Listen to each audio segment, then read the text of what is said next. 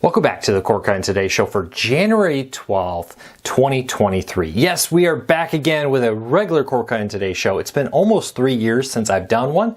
I'm very excited to be back. Now, if you're saying, wait, what's Luke doing here? I posted an announcement video yesterday. I'll put a link to it down in the show notes announcing I'm back. I'm running Core Cars News. The Core Cutting Todays are back Monday through Friday, and a whole lot of other changes are coming. If you missed that, either the post on the website or the post here on the YouTube channel, I'll put a link to both down in the show notes and in the first pinned comment. But we have a lot to cover today, including some great deals on Roku's and Fire TVs, DIRECTV's laying off staff, and Comcast wants to charge you over $800 in fees. We'll break that all down in this video and let you know what I think about them. First though, hey, welcome to Core Cutting Today. If you're new here, do me a big favor, hit that subscribe button, hit that thumbs up, let YouTube know you enjoy what we do here so YouTube recommends our videos to more people, helping us grow and helping me support my family. Hopefully we can help you break free from the high cost of cable TV, but still watch the shows you enjoy. Well, let's kind of dive into this because there's a lot happening in the world of cord cutting, starting off with a few deals, including the Amazon Fire TV Cube, the brand new 2022 version, on sale for the very first time. Now, this is not a new thing. It's been on sale for a few days now, but if you haven't seen it, if you've been thinking about upgrading your Fire TV Cube, this new one has a lot of really cool features. Put a link to it in the show notes down below. Don't want a Fire TV, want a Roku? They got some great deals happening, including the Roku Stick 4K for under $40. It's a really great streaming player, very easy to use. I'll put a link to that in the show notes down below too. So with that said though, let's get into the news of the day. Starting off with Comcast will soon charge some customers over $800 a year in just fees. Now this isn't even your base package, which can be easily over $100. This is just in fees for recovery, regulation fees, device fees, and a whole lot more. So let's kind of break this all down real quick. So according to a recent breakdown from a Philadelphia Inquirer, the average RSN fees are going up on Comcast to $13.35 a month, a 17% jump from $8.50 just a month ago. Modems will now cost you $15 a month, and you're also going to have to pay things like broadcast TV fees of $21.30. That's up from being just $5 back in 2016.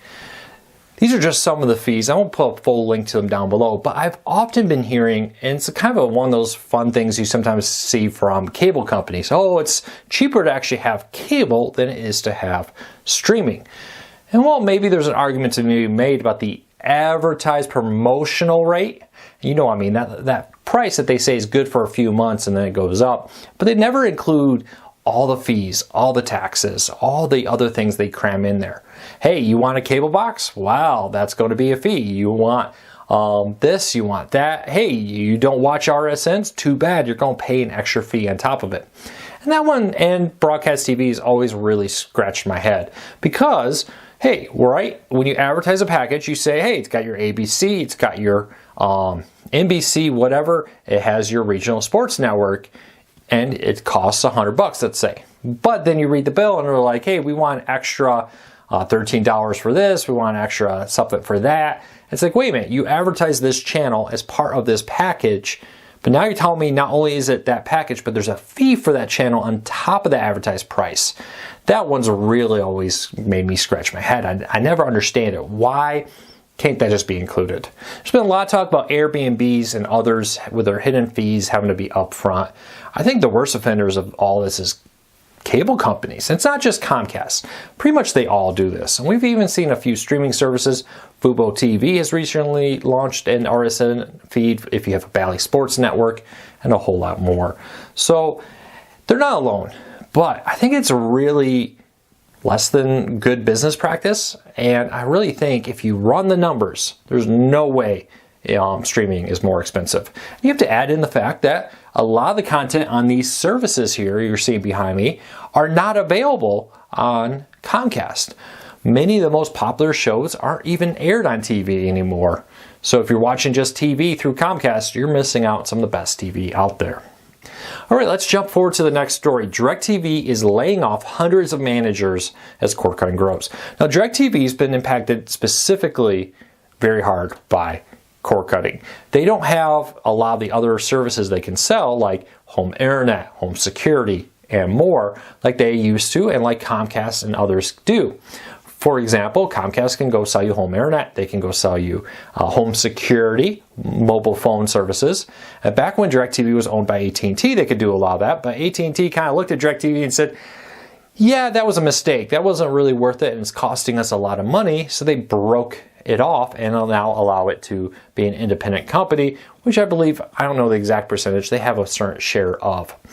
But because it's now separate from the main company of AT&T, it doesn't have access to the other revenue sources that Comcast and Charter and even Dish now have, thanks to Dish's purchase of Boost Mobile.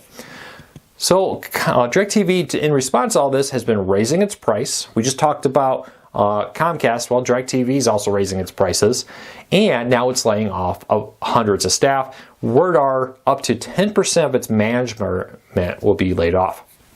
A few things here. Wouldn't be surprised, even though we don't have a full breakdown of who's exactly being laid off, would not be surprised to find out that a lot of these people being laid off are regional managers.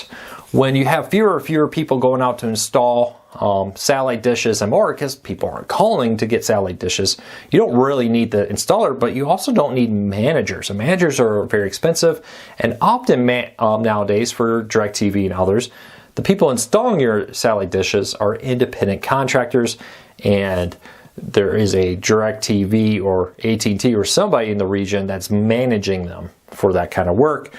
Well, if you don't have that many, you don't need that many managers. But not only does it stop there, reports are it's also impacting the DIRECTV headquarters. Some staff are being laid off there in an effort to cut back. Managerial staff is very expensive, and AT&T has been well known for being a little bit top heavy in their managers. And maybe now as an independent company, DIRECTV's looking around saying, hey, why do we need so many people doing so little work maybe? I don't know. But that's maybe what they thought when they decided to lay off that.